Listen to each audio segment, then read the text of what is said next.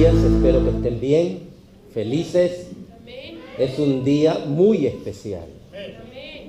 Un día que nos recuerda que Dios nos liberó. Y haríamos bien en recordar un pasaje muy conocido en el libro de Juan.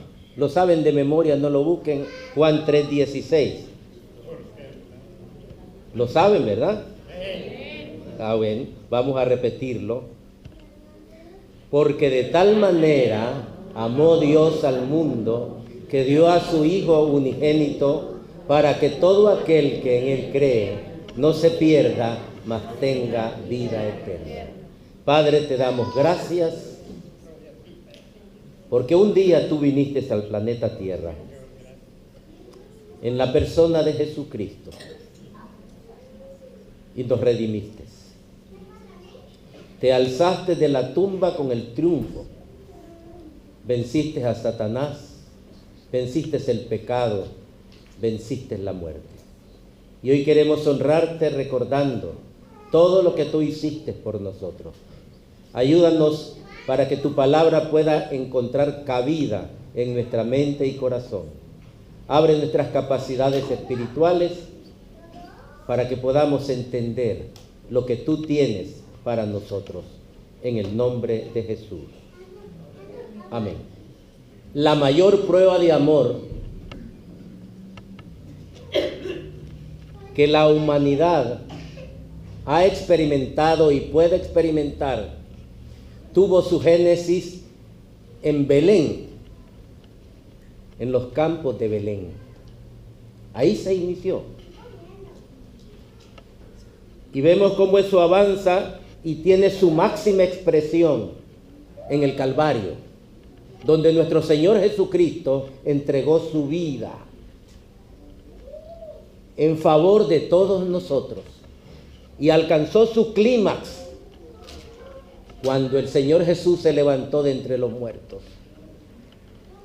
Y la Biblia declara en 1 Corintios 15, Cristo resucitó. Y eso es lo que hoy celebramos. Y en esta mañana, en esta tarde más bien, vamos a considerar el tema que ustedes ven ahí en la pantalla, que dice, ya no hay velo. La entrada está libre. Es lo que nos dice Hebreos 9, del 1 al 22.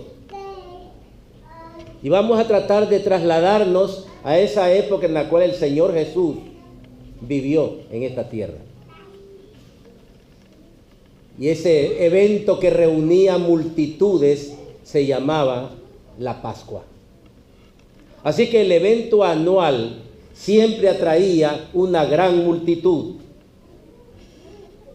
La ciudad estaba llena, abarrotada. Por todas partes encontrábamos personas hablando, caminando, comprando. Pueden imaginarse una ciudad sumamente llena. Sin embargo, en medio de ese bullicio, una gran expectación embargaba el corazón de todos los visitantes por lo trascendente del evento. Muchas veces nosotros nos distraemos cuando vemos multitudes y nos olvidamos de lo principal. Y aun cuando la gente hablaba, conversaba, caminaba, comía, bueno, a pesar de todo eso, había una expectación en el corazón de cada uno de los que visitaban la ciudad, porque el evento que se iba a celebrar era trascendente, y lo que se celebraba es la Pascua. Ahí estaba el pueblo para celebrar la Pascua, y la gente esperaba con entusiasmo ese momento porque representaba mucho para ellos. Entraban al templo y esperaban ver al sacerdote que ascendía por la escalera, solemnemente, portando la sangre del sacrificio, dice el versículo 7. ¿Pueden imaginarse ustedes eso? La gente expectante, con el corazón rebosante de entusiasmo y de expectación, y ven que el sacerdote se levanta, va a la escalinata, la asciende y lleva en las manos la sangre del sacrificio. Y él desaparece detrás del velo. Y mientras eso acontece, la gente esperaba afuera. La gente esperaba y el sacerdote atraviesa el velo para entrar al lugar santísimo. Ya dentro del lugar santísimo, el sacerdote rociaba la sangre sobre el arca y oraba para que la sangre reconciliara al hombre con Dios. Por eso había expectación. Lo hacían una vez cada año. Eso lo dicen los versículos del 19 al 22. Y con ese acto, dice la Biblia, que los pecados eran echados fuera y el pueblo podía respirar tranquilo, aliviado por un año más. Porque los pecados eran perdonados por un año. A eso se debía la expectación. Nosotros no entendemos muchas veces eso, porque usted no tiene que pasar por eso. Estar esperando cada año un sacrificio para que sus pecados sean perdonados por un año. Pero eso acontecía en el pueblo de Israel. Y ahí en el templo salía el sacerdote y siempre estaba presente aquel velo enorme que cubría el lugar santísimo. Y ese velo era recordatorio de la distancia que existía entre el hombre y Dios.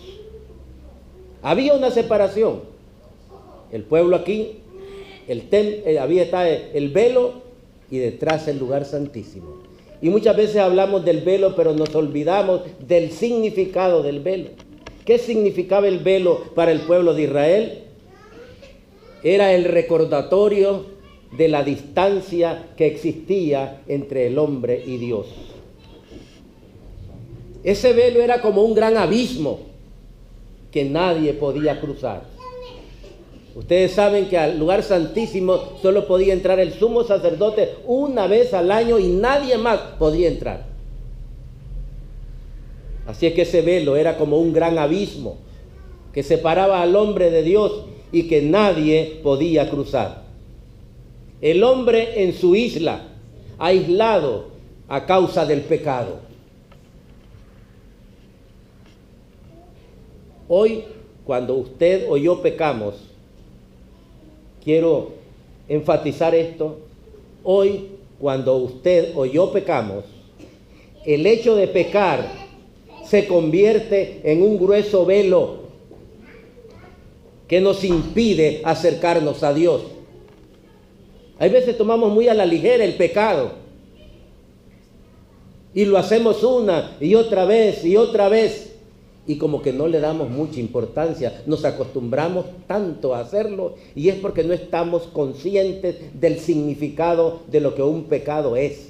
Por muy pequeñito que sea, ese pecado se convierte en un grueso velo que nos impide acercarnos a Dios. Eso lo dice Isaías, capítulo 59, versículo 1 y 2. Muchas veces lo he citado aquí. Dice el Señor, no se ha acortado mi brazo para salvar, ni se ha agravado mi oído para oír. Y luego hace una declaración, son vuestros pecados que se levantan como un muro entre vosotros y vuestro Dios. Ese es el pecado. Un abismo de separación entre el hombre y Dios.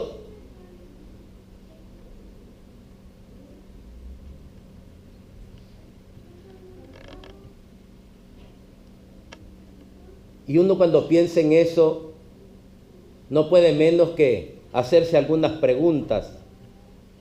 Y podrían ser las siguientes.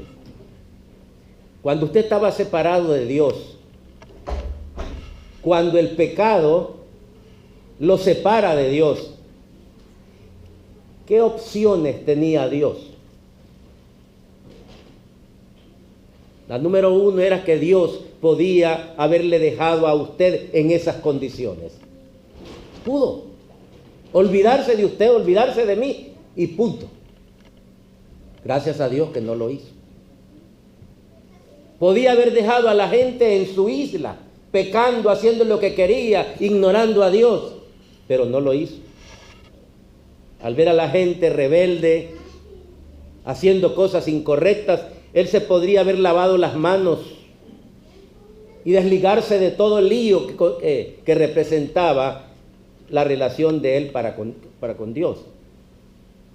Ante la gente que peca y es necia y es terca, Dios pudo haber dado la espalda a la gente, como decimos vulgarmente, haber tirado la toalla. ¿Para qué seguir?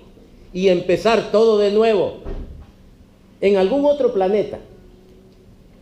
Él lo podía haber hecho, pero no lo hizo. ¿Por qué? Porque nos amaba. Juan 3:16. Lo repetimos en veces como los pericos, como las loritas, sin saber lo que estamos diciendo, sin meditar, sin reflexionar en la profundidad de ese pasaje, porque de tal manera Dios le amó a usted que pudo haberlo dejado en las condiciones en que se encontraba. Podía haberlo abandonado, le pudo haber dado la espalda, sin embargo no lo hizo porque le amaba y le ama.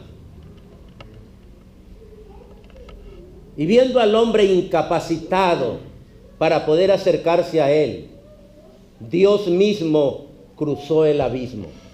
Aquí estaba el hombre solo y Dios allá en su trono, y un gran abismo de separación entre Dios y el hombre existía, y el hombre ha hecho muchos esfuerzos para llegar a Dios. Y entre todos los esfuerzos que el hombre hace para llegar a Dios, hay 4 que sobresalen. ¿Cuáles son? La moral. ¿Cuál otro dirían ustedes? Las buenas obras. Esos son los esfuerzos que el hombre hace por llegar a Dios. Tratan de comportarse moralmente. Dicen, no, si yo no soy tan malo. Y a través de la moral creen que pueden alcanzar a Dios y atravesar el abismo que hay entre ellos y entre Dios. Otros creen que haciendo buenas obras pueden pasar de su condición a donde está Dios. Pero las buenas obras no pueden llevarlo a Dios.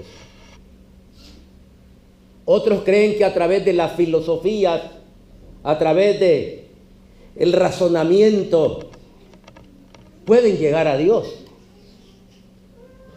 Pero la filosofía no puede llevar a nadie a Dios. Y el esfuerzo mejor que dicen que el hombre ha hecho para tratar de alcanzar a Dios es la religión.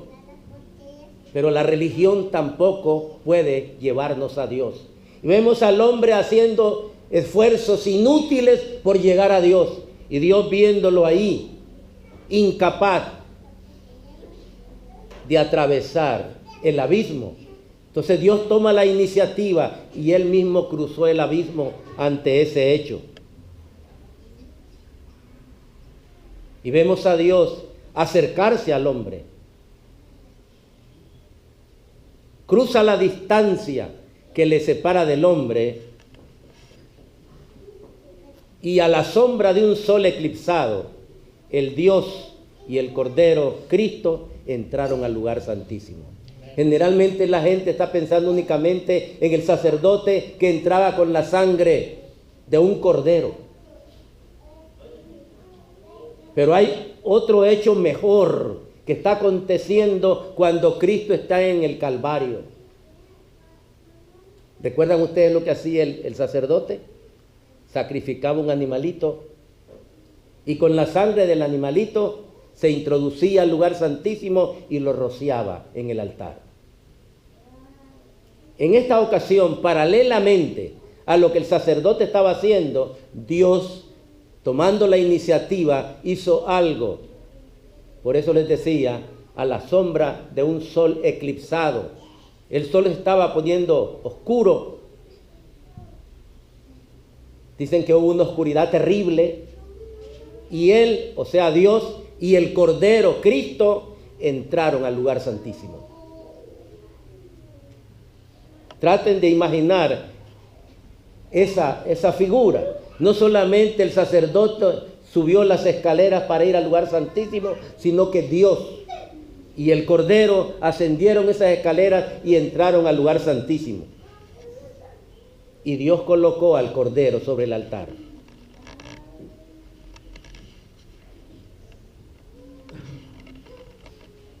No era el Cordero del sacerdote, o de un judío, o de un pastor.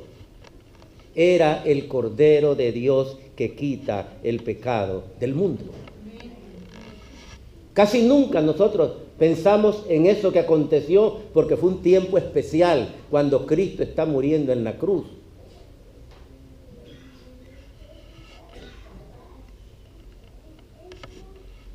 Y mientras esto pasaba,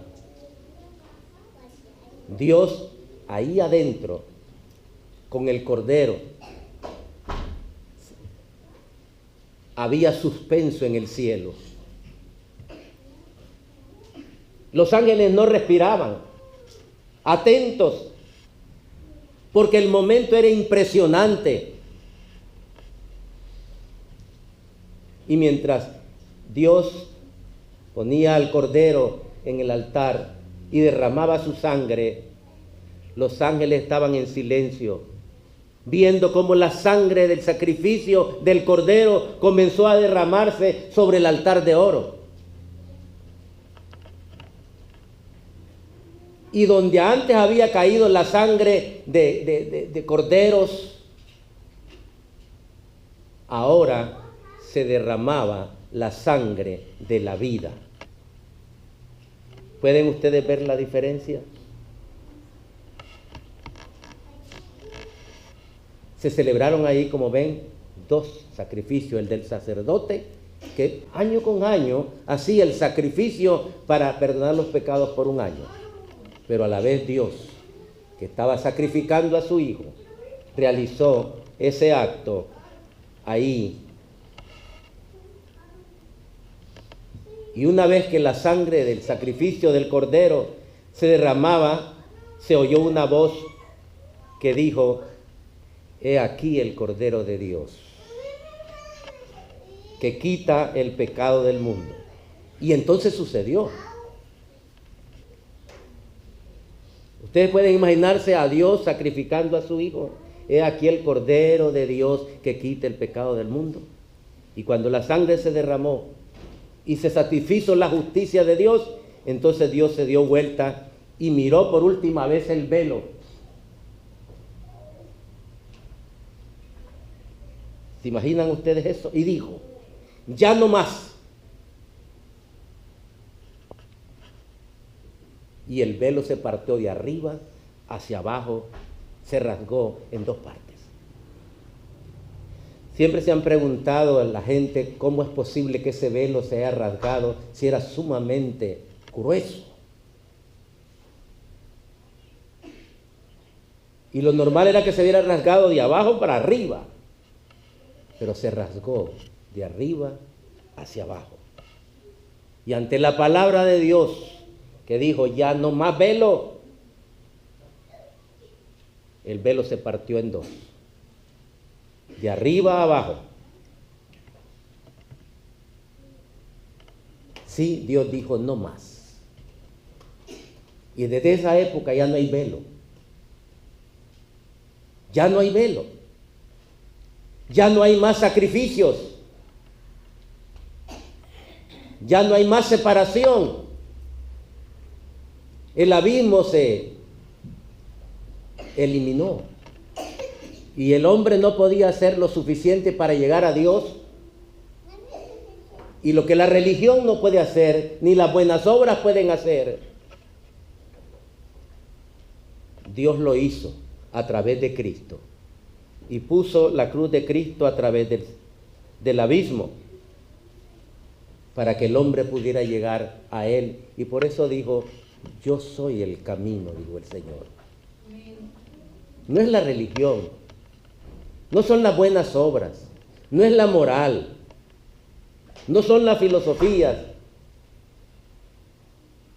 Es el sacrificio expiatorio de Jesucristo. Dios tendió un puente de amor del cielo a la tierra a través de Jesucristo y su cruz.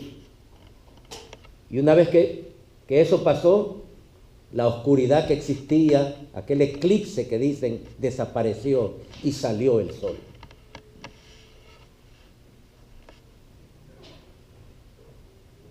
Hoy disfrutamos de esa paz que Cristo nos compró en la cruz del Calvario. Lamentablemente muchos no la sabemos apreciar.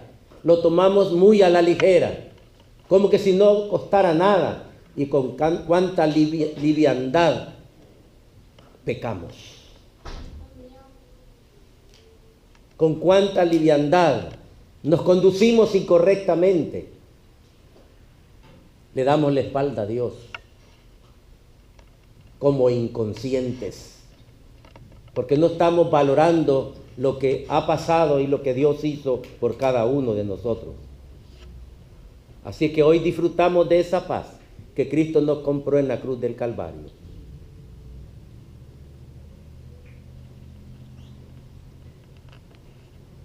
Déjenme hacerles una pregunta, por favor.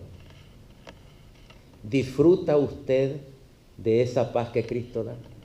Y no lo diga así deprisa, sin pensar. Sinceramente, ¿usted disfruta de esa paz que Cristo da? Piénselo bien. Es fácil decir amén. Pero allá en su interior, usted verdaderamente disfruta de esa paz que Cristo da. Y otra pregunta más. ¿Fue usted ya perdonado de todos sus pecados?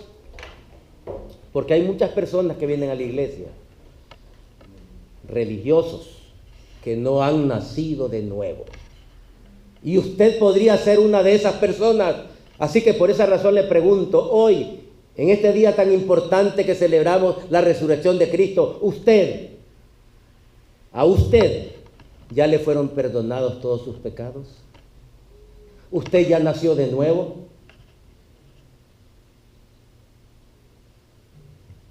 Miren, es importante la respuesta a esa pregunta. Porque si usted no ha nacido de nuevo y muere, se pierde para siempre. No la tomemos a la ligera, es algo importante, pregúnteselo, de verdad. Esa es la pregunta más importante del mundo. ¿Ya nací de nuevo? ¿Ya mis pecados fueron perdonados? Y no decir simplemente sí, por decir algo. Piénselo con profundidad. ¿Tiene usted vida eterna? Si muriera hoy, ¿iría a estar eternamente con Cristo? Y en ese momento en que el Cordero de Dios fue sacrificado, en ese momento en que Cristo se levanta de entre los muertos, en el Calvario, la proclama de los ángeles en los campos de Belén se hizo realidad. ¿Recuerdan lo que decían los ángeles en Belén? Dijeron, gloria a Dios en las alturas y en la tierra, paz. Esa era la proclama que se hizo realidad cuando Cristo resucitó de entre los muertos. Los ángeles en aquella primera Navidad cantaban, gloria a Dios en las alturas y paz en la tierra a los hombres de buena voluntad. Porque en los campos de Belén había nacido el Cristo, el príncipe de paz. ¿Y cómo trabajó ese Cristo a través de su vida? ¿Cómo se entregó a morir en una cruz por nosotros? Y muchas personas desperdician ese tiempo.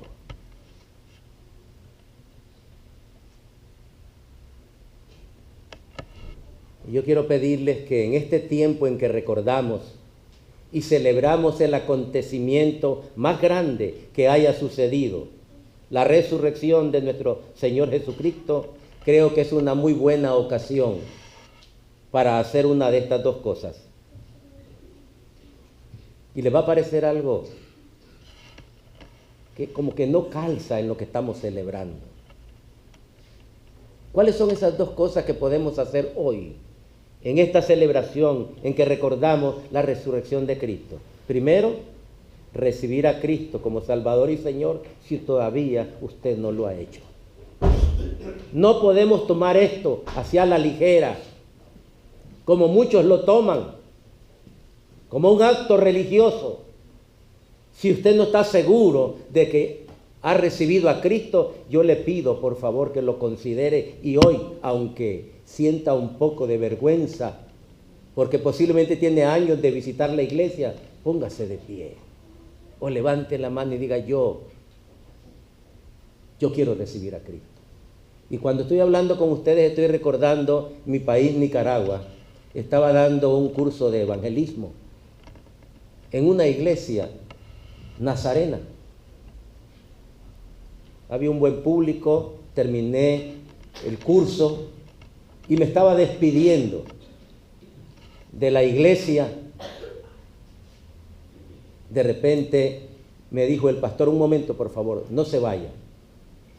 Entonces me hice a un lado y el pastor se me acercó y se dirigió a sus hermanos y les dijo, hermanos, ustedes me conocen. He sido pastor de ustedes por tantos años y ustedes saben que yo renuncié porque me iba a retirar. Y era porque en mi corazón yo sentía que era una farsa mi vida, porque yo no había nacido de nuevo. Pero hoy, después de este curso de evangelismo, he recibido a Cristo. He sentido que mi corazón ardía y quiero decirles, no me voy. Mire, yo no sé si hubiera hecho eso que hizo ese pastor. Un pastor pasando al frente, reconociendo ante sus miembros de que él no había nacido de nuevo. En un seminario igual, en un seminario bautista fui a dar un curso de evangelismo. Y 3 de los que estaban en último año del seminario se pararon también para recibir a Cristo. Así que no crea que usted no puede ser uno de ellos. Claro que sí. Y es mejor descubrirlo ahora y no cuando el Señor lo haya llamado y se encuentre usted perdido, viendo el rostro del Señor serio y diciéndole, apártate de mí, maldito, que no te conozco. Pero Señor, si en tu nombre yo hice, yo fui diácono, yo fui copastor, yo trabajé en esto y en lo otro, apártate de mí. Si usted tiene inseguridad, tome valor y póngase de pie, alce la mano y diga, yo quiero recibir a Jesucristo. Eso es lo primero que podemos hacer en un recordatorio como el que tenemos. Y segundo, si usted se ha apartado de Dios, sí viene a la iglesia, pero ha tenido una vida de pecado. Y usted necesita reconciliarse con el Señor. ¿Se habrá apartado usted de Él? ¿Estará usted retirado de Él? Ese pecado que cometió será un velo que separa su vida de usted. Yo pronto me voy, pero ustedes quedan y tienen una cuenta con el Señor que tienen que arreglar. Así que en esta ocasión es una cosa que podemos hacer. Si no he recibido a Cristo, recibirlo. Si me he alejado del Señor, reconciliarme con Él. Así que piénsenlo bien. Y si usted ha pecado y ha perdido la comunión con Dios, tome la decisión de hoy arrepentirse de ese pecado y acercarse a aquel que dio su vida por usted y resucitó. Además, es una buena ocasión para reconciliarnos con aquellas personas con las que estamos distanciados por diferentes razones. Y no me digan que no. Yo visito, como les he dicho varias veces, iglesias en diferentes lugares y ahí hay una cosa en común. Hay pleitos entre los hermanos. Hay distanciamiento entre los hermanos. Hay grupitos que no aguantan el uno al otro. Y se soportan, pero nada más. ¿Cree usted que eso agrada a Dios? Estamos celebrando la resurrección del Señor Jesucristo. Creo que es una buena ocasión para reconciliarnos con aquellas personas que hemos ofendido o que nos han ofendido, que nos han herido. Yo hace varios años lo hice por recomendación de mi esposa. Yo era un cristiano nuevo y tenía un problema con un tío. Vivíamos una casa aquí y la otra aquí, y teníamos años de no hablarnos. Y ella me decía, tú tienes que pedirle perdón a Raúl, así se llamaba mi tío. Y yo, ¿por qué? Si el que me ofendió fue él. No importa, me decía María Elena, tienes que pedirle perdón. Y me costó salir de mi casa y recorrer unos pocos metros para entrar en la otra casa y llegar, y que me pesaba la mano para tocar la puerta. Y yo recuerdo que el miedo que yo tenía, y decía, ¿y si me corre? ¿Y si no me quiere oír? Pero cuando vi la cara de él estaba más sorprendido de verme, a mí también. ¿Y vos qué estás haciendo aquí? Y le digo, vengo a pedirte perdón, Raúl.